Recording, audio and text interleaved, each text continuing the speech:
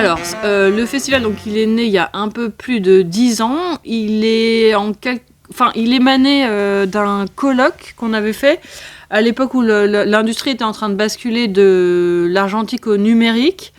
Et dans les soirées de ce colloque, on avait présenté quelques nouvelles restaurations numériques. Et on cherchait aussi un moyen de valoriser nos propres restaurations à la Cinémathèque. Et on ne trouvait pas vraiment de solution qui nous satisfasse. Et donc l'idée de ce festival est venue à l'issue de ce colloque. Et dans ce mouvement de numérisation qui a permis la restauration de beaucoup de films à travers le monde, et en France aussi via le plan du CNC. Donc c'est un moment où un des cœurs du festival, c'est une large sélection de nouvelles restaurations. On présente une trentaine de séances. Voilà. Donc pendant l'année, on fait une veille dans le monde entier pour voir un peu quels sont les titres qui ressurgissent dans de nouvelles copies.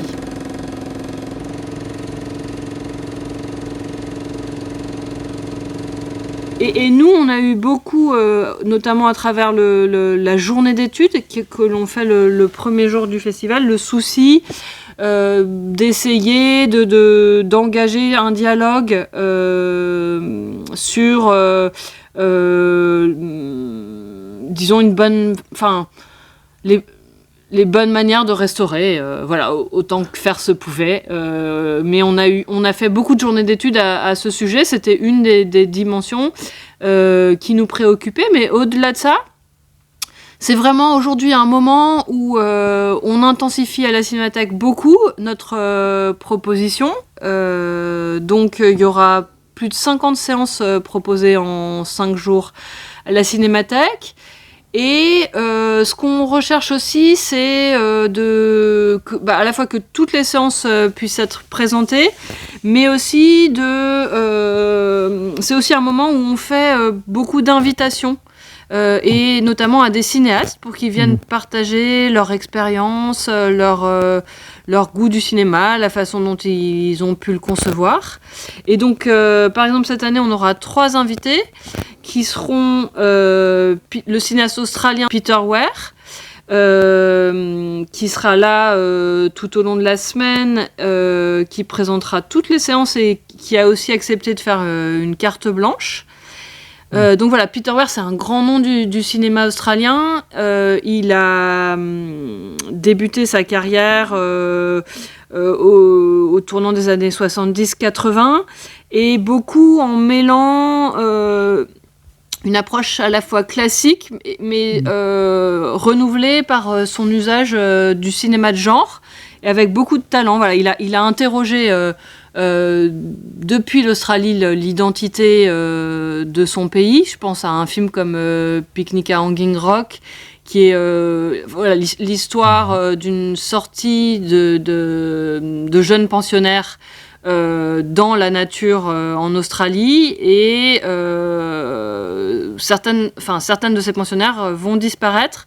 Mais le film raconte un rapport problématique à la nature de cette société australienne WASP. Et il est aussi question de sensualité, etc. Et donc ce film-là, par exemple, ça a été une influence pour Sofia Coppola quand elle a fait Virgin Suicides. Donc voilà, c'est un film important et qu'on remet sur le devant de la scène. Il sera ce sera le film d'ouverture du festival cette année. Et on est très heureux que Weir vienne nous parler à la fois de sa carrière australienne et de sa carrière hollywoodienne, où il a rencontré beaucoup de succès avec les films de lui qu'on connaît bien, qui sont son film le plus orwellien, Truman Show, ou bien sûr le Cercle des poètes disparus. Peter Weir, alors dans le cas de Peter Weir, il a encore un certain nombre de droits sur ses films, au moins sur 4 d'entre eux. Donc il s'était préoccupé, je crois qu'il travaille là-dessus avec sa fille, de faire restaurer ces films-là. Mais il n'y a pas vraiment une actualité de la restauration autour des films de Peter Weir. Ce qui fait événement, c'est plutôt sa présence, puisqu'il se déplace très peu. Et il nous a... Enfin, vraiment, on est extrêmement honoré qu'il ait accepté notre invitation. C'est quelqu'un qu'on voyait plus beaucoup. Et donc, on est vraiment heureux qu'il vienne ici. Et il fera 2 rencontres avec le public. L'une sur Truman Show et l'autre sur Master and Commander, qui est un film qui a beaucoup compté pour lui, qui n'a pas eu le succès escompté. Et donc je pense que ça lui tenait à cœur de reparler de ce film-là. Et les autres invités, ce sont 2 cinéastes. Alors, une cinéaste américaine indépendante qui s'appelle Nancy Savoca. En fait, il y a eu un renouveau du cinéma indépendant aux États-Unis dans les années 90. Je pense pour citer des noms très connus, je pense aux films de Vincent Gallo ou d'Abel Ferrara, etc. Mais voilà, l'œuvre de Savoca, elle n'était pas vraiment, même pas du tout parvenue jusqu'à nous en France. À la faveur des mouvements féministes, je pense qu'il y a des œuvres comme ça de femmes qui sont en train d'être redécouvertes. Et donc on est très contents. Moi j'avais vu un film d'elle qui est un film de fin d'études, un court-métrage qui s'appelle Renata, qui est un film absolument formidable. Savoca, elle a beaucoup montré son propre milieu, à savoir la communauté italo-américaine de New York. Mais du point de vue des femmes, elle a beaucoup filmé les vicissitudes des femmes, beaucoup interrogé aussi le machisme sur un ton assez léger. C'est vraiment des comédies douces amères, ces premiers longs métrages-là qu'on présentera. Et en fait, grâce à une bourse qui soutient les œuvres de cinéastes indépendants aux États-Unis, elle a pu faire restaurer ces 3 premiers longs métrages. Donc je suis vraiment très heureuse qu'on puisse découvrir ces films-là en France à l'occasion du festival, et elle sera présente. Isaac.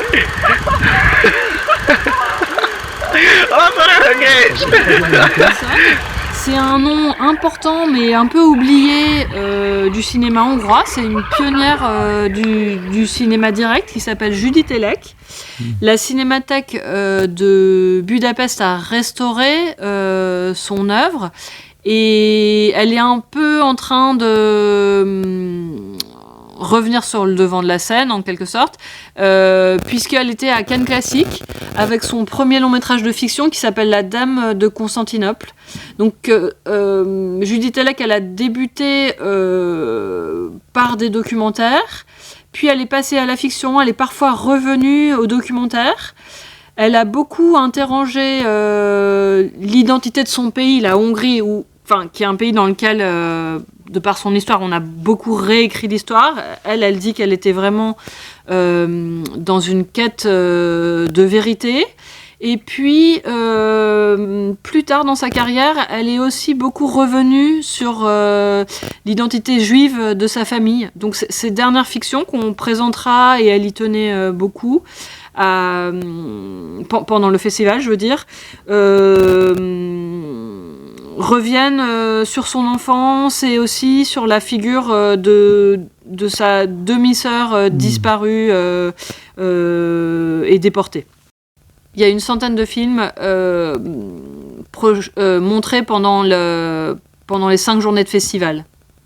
Mais où ? Ici, uniquement la Cinémathèque ? Non, pas uniquement la Cinémathèque. Donc, dans les 4 salles de la Cinémathèque, pour la première fois, mais également au Reflet Médicis, donc dans le quartier latin, à la Filmothèque, dans la même rue que le Reflet.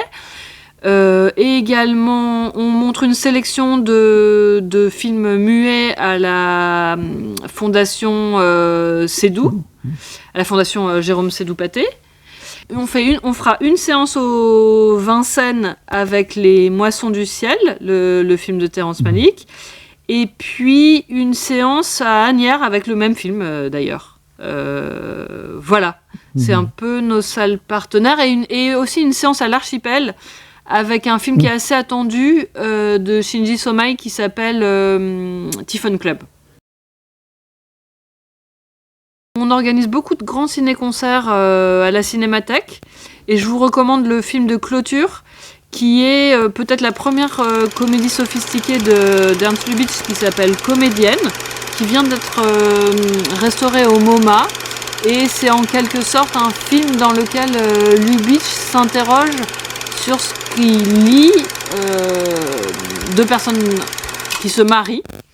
Et de façon assez ironique, il se demande est-ce que avoir de l'affection, de la tendresse l'un pour l'autre, est-ce que ça va suffire à ce que le mariage dure ? Et évidemment, je vous laisse deviner la réponse, c'est non.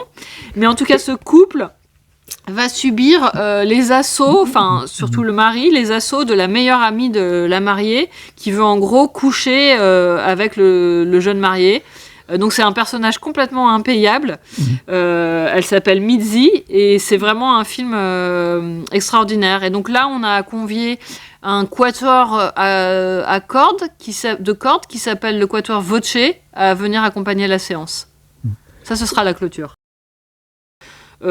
Cette année, par exemple, on va présenter un très beau film mexicain qui a été exhumé grâce à Guillermo del Toro, qui s'appelle Macario. C'est un film d'un auteur qui s'appelle Gavaldon, et c'est une fable assez folle sur la misère, enfin à la fois la misère au Mexique et l'obscurantisme. Et voilà, on voit le personnage principal dialoguer avec la mort. Les images sont incroyables. Ça, c'est vraiment un film que je recommande.